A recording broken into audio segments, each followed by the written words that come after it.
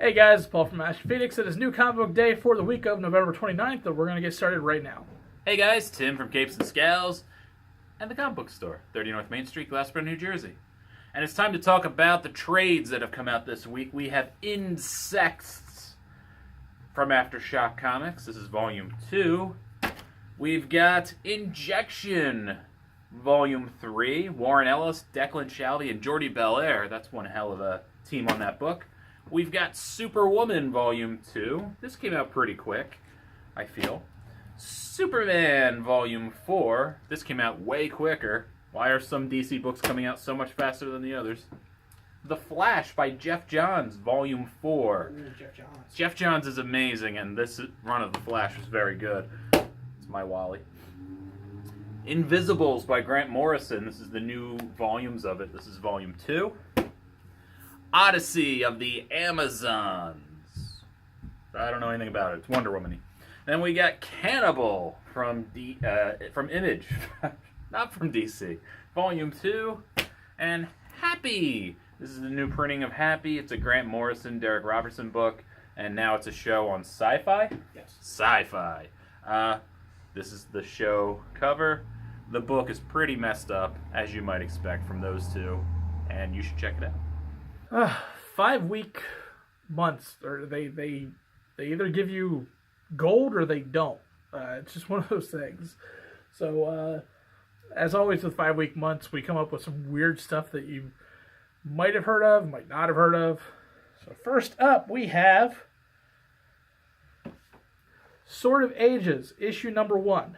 Now I need to read something to you for this to make sense. Sword of Ages is first off an adventure which is as entertaining and appealing as possible. It takes the form of retelling the Excalibur myth as a space fantasy epic about the origin of the sacred sword and the first one to be chosen to wield it. This book has nothing to do with that. It made no sense. It was just dumb. It was long.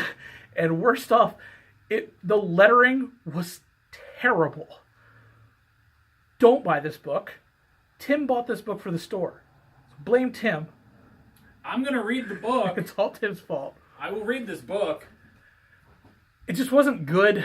It came off much more as Princess Mononoke than it did Excalibur. Like, I had to read other stuff just to find out what was up with this book. And it just wasn't good. It bounced around to 8 different things and never really explained any one of them correctly or with enough. And it's amazing because this is a dense book. There's so much reading to be involved, and yet it still doesn't tell anything about the story. I've never read so much and understood or cared about so little. So, yeah. It looks pretty. That's it. The art was okay. Art was good. What's wrong with the lettering? You're getting a team review. It just wasn't good. It just seemed too jumbled. Jumbled, eh? The spacing in between the bubbles bothered me. It was Okay. like too much spacing around the bubbles. And the spacing around the bubbles showed how dense and everything was in between inside that bubble. Hmm. And that just made it worse. Okay.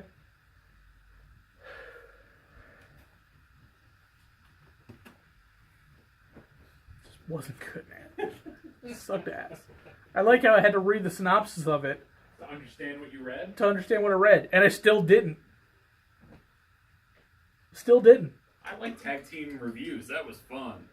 Alright guys, my first book was awful, and I can't wait to talk about it. And I tried to keep an open mind, Paul, but gosh darn it all, Jean Grey is a really terrible book.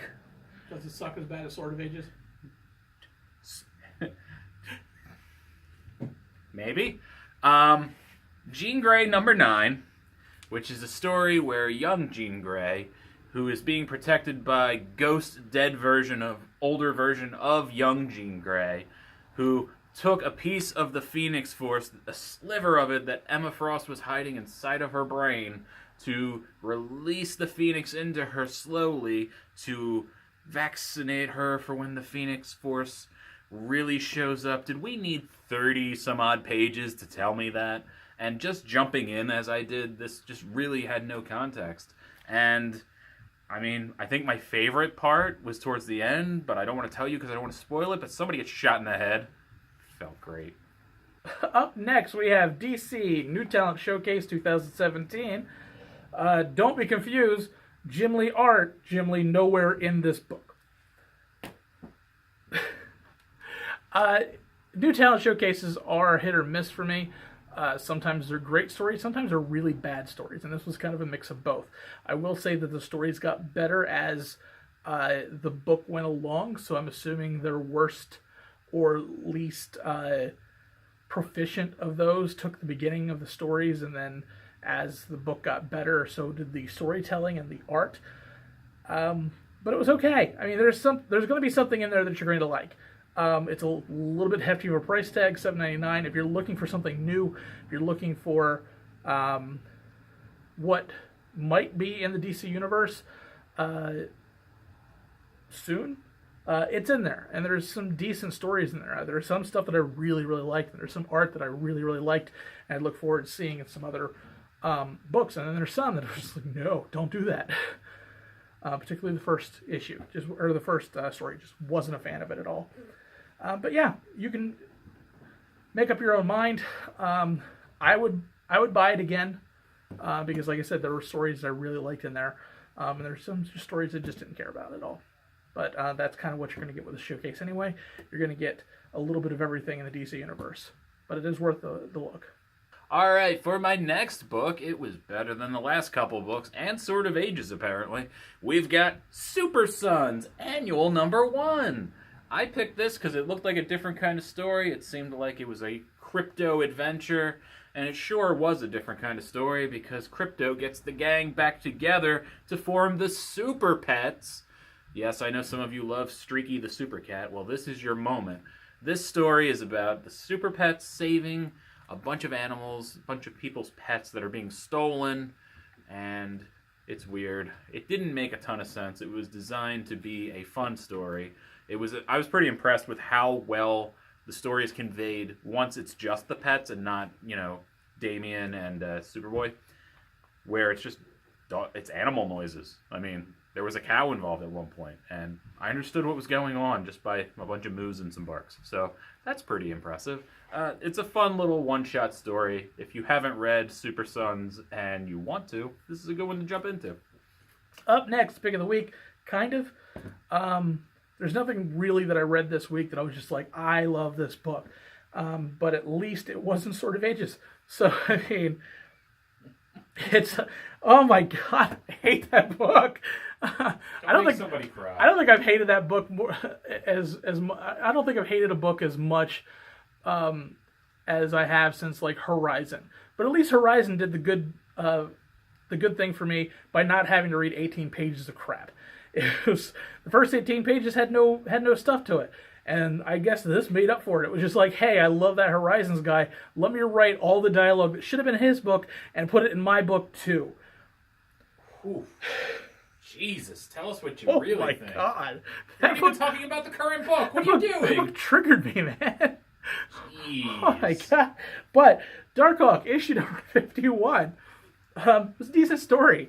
For those people who don't know who Darkhawk is, he's a little kid who found an amulet, turned himself into basically an intergalactic killing machine, and he used that power to make the streets of New York safe again before getting sucked into space for intergalactic issues for what his body was actually made for. This takes place after all of that has taken place, and Chris Powell is a normal beat cop again.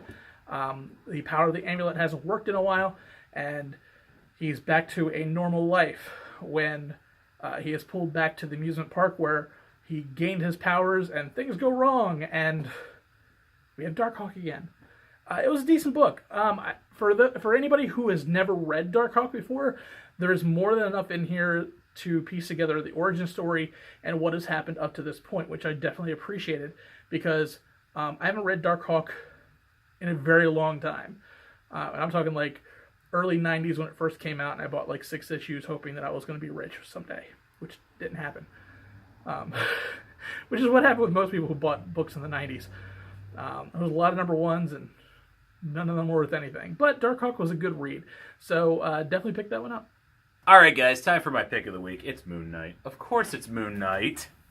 Dummy. Of course it's Moon Knight. Max Bemis, you're a genius. This was really good.